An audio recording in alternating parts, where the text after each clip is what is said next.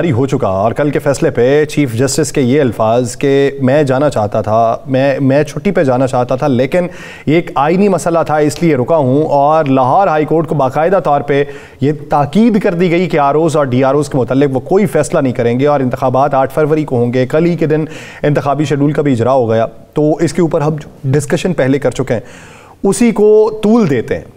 सियासी जमातें क्या समझती हैं कि आने वाले दिनों के अंदर ये जो मौजूदा मंजरनामे में और इससे साबिका और लाहिका अगर देख लें, तमाम मामलात अदालतों पे जाते हैं और सियासी फ़ैसले भी अदालतों में हो रहे हैं, इंतज़ामी तौर पे फ़ैसले भी अदालतों में हो रहे हैं। इदारा जाती पॉलिसीज़ के ऊपर किस हद तक मुस्तनद हैं या किस हद तक उसमें तफरीक पैदा करने की कोशिश की जा रही है, ये तर्ज़ सियासत, ये मंजरनामा अगर वज़ा किया जाएगा तो मुस्तक़बिल में इसके असरात अवामी जहनों पे क्या पड़ेंगे और इंतज़ामी तौर पे क्या भुगतना पड़ेगा। इसी पे बात करते हैं। पाकिस्तान मुस्लिम लीग नून के रहनुमा कैसर अहमद शेख साहब ने हमें ज्वाइन किया।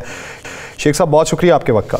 शेख साहब, सारे फैसले अदालतों से हो रहे हैं, वो तब से लेके अब तक देख लें तहरीक अदम एतमाद से लेके, तो ये तमाम मंजरनामे में हर वक्त अदालतों का रुख किया जाना, हर एक बात के ऊपर वहाँ पर डिस्कशन होना, इंतज़ामी तौर पर हम कमज़ोर हो रहे हैं या अदालती तौर पे हम मजबूत हो रहे हैं?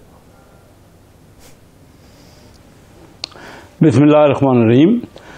देखिए, ये सारे मुल्क दूसरे भी चल रहे हैं, हमारे करीब करीब ममालिक हैं और हमारे जैसे मुख्तलिफ इस खित्ते में मुल्क हैं, तो वहाँ तो सियासी फ़ैसले सियासतदान करते हैं और आवाम के जो फ़ैसले हैं वो आपस में मिलजुल के होते हैं। एक दूसरे का नज़रिया बनता है, राय बनाई जाती है, फिर कंसेंसस होता है। ये हमने जो तर्ज इस्तेमाल की, इससे हम अपने आप को वीक कर रहे हैं। यहाँ देखिए ना, फिर इख्तलाफ ख़त्म ही नहीं हो रहा और यही हमारी मुश्किल है कि जो पॉलिटिकल टर्माइल हमने बनाया ना, इससे मुल्क आगे नहीं बढ़ रहा। हम तो हर बात पे झगड़ा ले रहे हैं, कहीं मुफाहमत या कोई अंडरस्टैंडिंग वाली पॉलिसी या एक दूसरे की बात को एकोमोडेट करने वाले तो हमारा रहा नहीं मिजाज। तो इस तरह तो हम देखिए अपने आप को वीक कर रहे हैं, ये जमहूरी सिस्टम को वीक कर रहे हैं और लोगों पे जो कॉन्फिडेंस है ये जमहूरियत का वो शेकी हो रहा है। शेख साहब, आपने बिल्कुल दुरुस्त बात की कि ये हो रहा है, लेकिन ये चंद अरसा दराज से रहा है, आज से ये बात तो नहीं चल रही, ये अरसा दराज से ऐसे मामला चल रहे हैं, तो कभी क्या ये मामला दुरुस्त होंगे? जी देखिए, आप मेरे साथ तो जब भी आपकी बातचीत होती है मैं तो यही कहता हूँ कि कंसेंसस बना के आपस में मुफाहमत करके एक दूसरे की अंडरस्टैंड, देखिए अगर ये नहीं करें, हमारा ओवरऑल ये डायलेमा रहा है हमारे पूरे मुल्क में। हर जगह आप देखते हैं कि झगड़े हो रहे हैं, हमारे इलाकों में हम जाके देखते हैं तो उनके आपस में देहातों में, और ये कल्चर ही बन गया है, ये कचहरियों में और थानों में जो मामला है, इससे मसाइल तो हल नहीं हो रहे ना। मकसद तो ये है कि कहीं ना कहीं आज सुप्रीम कोर्ट भी जिस तरह कर रही है वो फ़ौरन हल कर रही है ना, हल निकल रहे हैं ना। आखिर चीफ जस्टिस कादी ईसा साहब कल उन्होंने बड़ा अपना टाइम लगा के और उन्होंने पैनिक में ये बात हुई, अचानक होया ना कि आना था, स्केड्यूल अनाउंस होना था, वो सारे का सारा इलेक्शन टर्माइल में पड़ा जाता है ना, ये आगे चला जाता और फिर एक नई डेट्स आती नहीं। तो, अच्छा, तो शेख साहब आप अदालतों की बात कर रहे हैं कि अदालतों से ये फैसले हो रहे हैं। अब लाहौर हाई कोर्ट के बारे में क्या कहेंगे कि लाहौर हाई कोर्ट ने 18 दिसंबर को एक फुल बेंच, वो जो है लार्जर बेंच, उसे तश्कील दिया हुआ था। आज उधर पेशावर हाई कोर्ट ने 2 दिसंबर की तारीख दे दी कि इसी डीआरओ और आरओ के मामले को देखा जाएगा। तो फिर ये मजमूई तौर पर अगर तासुर देखें तो वो सूरत हाल तो हर जगह मुख्तलिफ दिखाई दे रही। देखिए, लेकिन इससे पहले भी तो यही होता है, क्या हम तमाम अपनी ब्यूरोक्रेसी पे या हम अपने सिविल जो ऑफिसर्स हैं उनके सारा नो कॉन्फिडेंस कर देंगे? किस किस जगह आपको पूरा मुल्क तो वही चला रहे हैं, ब्यूरोक्रेट हमारे चला रहे। अगर हमें उन पे, इससे पहले भी पिछला 2018 का इलेक्शन हुआ, मैं ये नहीं कहता जुडिशरी से भी लेने चाहिए थे ये आपको, अगर वो दे देते और अगर हमारे इंतज़ामी ढांचे थे, तमाम लोग हमारे तमाम जो इदारे हैं वो उन पर कॉन्फिडेंस होना चाहिए। और अगर हमने सब पे अपने इदारों पे ही नो कॉन्फिडेंस शुरू कर दिया तो मुझे बताइए मुल्क का कोई ना कोई तो हल बता दे ना, मिलजुल के बता दे क्या हल निकलेगा। एक दूसरे पे जो भी इलेक्शन के भी रिजल्ट आएंगे वो कोई पार्टी हारने वाली तो मानेगी नहीं उसको। तो उस पहले हमें एक चार्टर ऑफ डेमोक्रेसी और चार्टर ऑफ इकानमी कम से कम अपने मुल्क के मफाद के लिए क्या हालत क्या है मुझे ये बताइए ना, कि दुनिया में कोई ऐसा मुल्क है जिनकी 40% लोग गुर्बत के लकीर के नीचे हैं।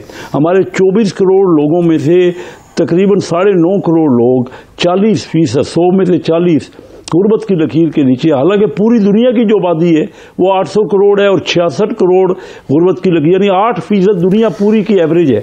और ये वाहिद मुल्क है, बजाय चाइना ने 60 करोड़ लोगों को गुर्बत से निकाल दिए। हमारा ये सारे जो हमारी हुकूमतें हैं और जो डेमोक्रेटिक सिस्टम हमने अपनाया हुआ है और जो टर्माइल का हो रहा है उससे हुआ क्या है। हमें तो बड़ी अच्छी बात आपने की। हर पार्टी को ये बात कर, बस एक फिक्रा, हर पार्टी को ये मैनिफेस्टो देना चाहिए कि अगले 5 सालों में कितने लोगों को गुर्बत से निकालेंगे। 9 करोड़, 9.5 करोड़, 9 करोड़, 9.5 करोड़ लोगों में से, या 2-2.5 करोड़ बच्चा जो स्कूल नहीं जा रहा, कितने बच्चों को हम ये कहेंगे कि स्कूल न जाने वालों की तादाद कम हो। हम तो अपने झगड़ों में पड़े हुए, तो इससे रिजल्ट क्या निकलेगा। अच्छा, आप कुछ बात कर रहे थे जी राना साहब। इस पाकिस्तान में 3 जमातें, 2 जमातें और तीसरा मार्शल लॉ का दौर। पीपल्स पार्टी, मुस्लिम लीग नून, इन 2 जमातों की शुरू से लेकर कभी उसकी हुकूमत रही। बीच में कुछ मार्शल लॉ आ गया, मुशर्रफ साहब आ गए, ज़ियाउल हक साहब आ गए, अयूब खान साहब आ गए। हुकूमत सियासी तौर पर जमहूरी तौर पर देखी जाए तो 2 जमातों की ज़्यादा हुकूमत रही। अगर ये 2 जमातें ही आगाज़ से अपना मनसब ये बना लेती और स्टाइल ये बना लेती और मिशन ये बना लेती तो मैं समझता हूँ आगे जाके भी होता। क्या आप इसमें जुम्मेदार इन 2 जमातों को भी करार देते हैं कि नहीं? मैं लाजमी तौर पे जिम्मेदार करार देता हूँ। मैं करार देता हूँ तमाम ये जो पॉलिटिकल सिस्टम है उसको भी। देखिए, एक बात आप तवज्जो से सुनिए कि 1947 में हम आज़ाद हुए। उस वक़्त हमारे हिस्से में जो इलाके आए ना वो डेवलप भी नहीं थे, उनमें एजुकेशन भी नहीं थी।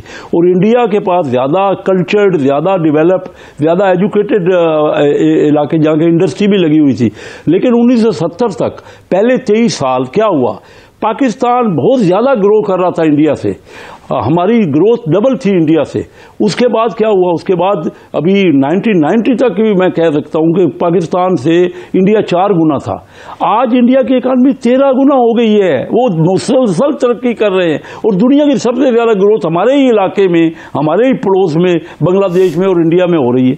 तो हम क्या ये झगड़े में हमने रिजल्ट क्या, लोगों को क्या दिया? मुझे छोड़िए, कोई भी बरसरे इक़्तिदार आया, जो पार्टियां आई, उन पार्टियों को भी हमको सोचना चाहिए ना बैठ के कि हमने जो वादे किए, जो हम कह रहे हैं, अभी भी मैनिफेस्टो तो मुझे किसी पार्टी का नजर नहीं आ रहा। हमने सबको, लोगों के लिए भी तो कोई देखना है ना, महंगाई कहाँ दूर करनी है, कहाँ बेरोजगारी दूर करनी है, कहाँ बिजनेस हमारा फरोग पाना है, कहाँ हमारी एक्सपोर्ट बढ़नी है, कहाँ हमने अपने पड़ोसियों से रिलेशंस, हर जगह तो हम लड़ाई झगड़ा कर रहे हैं। ये सिर्फ यहाँ इंटरनल नहीं है, डोमेस्टिक। हम अपने एरिया में भी देख लें, पूरे इलाकों में हम एक दूसरे इख्तिलाफात ख़त्म ही नहीं कर रहे। क्या वजह हो गई है? क्यों हमें मफाहमत नहीं आ रही? क्या वजह है कि हमने सबसे, ये नहीं है कि सिर्फ हमारा कसूर है, कसूर पड़ोसियों का ज़्यादा होगा, लेकिन फैसला तो करना है ना, हमें तरक्की तो करनी है ना।